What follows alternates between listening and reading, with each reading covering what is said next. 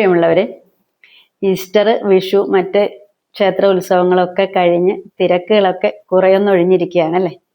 ഞാനിന്നിവിടെ ഒരു വട്ടം കൂടി നമ്മുടെ മലയാളം പാഠപുസ്തകത്തിലൂടെ എന്ന പങ്ക്തിയിൽ മലയാള സാഹിത്യത്തിലെ ആദ്യ മഹാകവിയായ ചെറുശ്ശേരിയുടെ കൃഷ്ണഗാഥയിൽ നിന്നുള്ള ഒരു ചെറുപദ്യമാണ് ചൊല്ലുന്നത്. കണ്ണന്റെ കുസൃതികളും ചെറുശ്ശേരിയുടെ ഭാവനയും കൊണ്ട് നിറഞ്ഞ കാവ്യമാണ് കൃഷ്ണഗാഥ. ശ്രീകൃഷ്ണൻ കുഞ്ഞു പൈതലായി അമ്പാടിയിൽ വളരുന്ന കാലത്ത് ഗോപസ്ത്രീകളുടെ ഭവനങ്ങളിൽ ചെന്ന് പാലും വെണ്ണയും ഒക്കെ കട്ട് തിന്നുന്നതും കൂട്ടുകാരുമായി കൂടി കളിച്ചു നടക്കുന്നതുമൊക്കെ വർണ്ണിക്കുന്ന ഒരു കവിതയാണ് കൃഷ്ണഗാഥയിലെ ബാലലീല. ഇത് 1956 5ാം ക്ലാസ് മലയാളം പാഠപുസ്തകത്തിൽ നിന്നുള്ളതാണ് കേട്ടോ.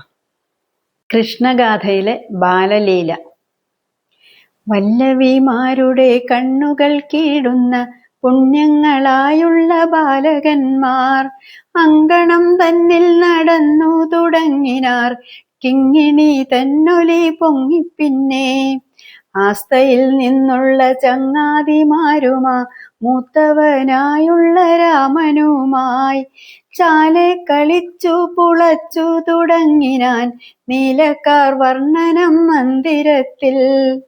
പെണ്ണ കാണുണ്ണി നിനക്കെന്നു ചൊല്ലുമ്പോൾ പെണ്ണുങ്ങൾ ചാരത്ത് തിണ്ണം ചെല്ലും. വാഴപ്പഴത്തിന്റെ വാർത്തയെ കേൾക്കുമ്പോൾ പായും പിളർന്നവൻ മുന്നിൽ ചെല്ലും. പാച്ചോറു കേൾക്കുമ്പോഴാച്ചിമാർ പിന്നാലെ പാച്ചിൽ തുടങ്ങിയിടും പാരം പിന്നെ. വെല്ലമെന്നിങ്ങനെ ചൊല്ലി നിന്നിടിലോ വെള്ളമൂറുന്നെഴും വായിലപ്പോൾ. മാധുര്യസാരത്തിൽ ചെന്നു തുടങ്ങിയത് മാനസമിങ്ങനെ നാളിൽ നാളിൽ. ആനായ മാനിനിമാരുടെ മാനസം മാനിച്ചവൻ തങ്കലെന്ന പോലെ. വെണ്ണയും പാലും തൊട്ടുള്ളോരുവൻ കൊതി തിണ്ണമെഴുന്നു തുടങ്ങുകയാൽ ആച്ചിമാരോരോരോ വേലയ്ക്കു പോകുമ്പോൾ ഓർച്ച തുടങ്ങിയതു മെല്ലെ മെല്ലെ. പാൽവെണ്ണ ചേർന്നുള്ള ഭാജനമോരോന്നിൽ പാഞ്ഞു തുടങ്ങിയത കണ്ണിണയും. കണ്ണിണ ചെല്ലുന്ന നാൾ വഴി കണ്ടിട്ട് കൈകളും ചെന്നു തുടങ്ങി മെല്ലെ. പാൽവെണ്ണ തന്നില കൈകൾ പോയി ചെൽകയാൽ നാവിനും ആനന്ദമായി തുടങ്ങി.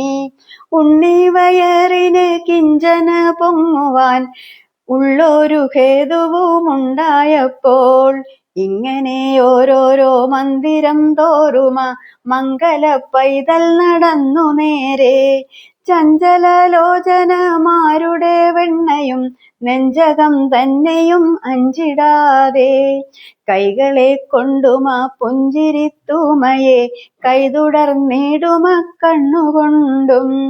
ചാലക്കവർന്നു കളിച്ചു തുടങ്ങിനാൻ ഓലക്ക മാളുന്ന ബാലരുമായി.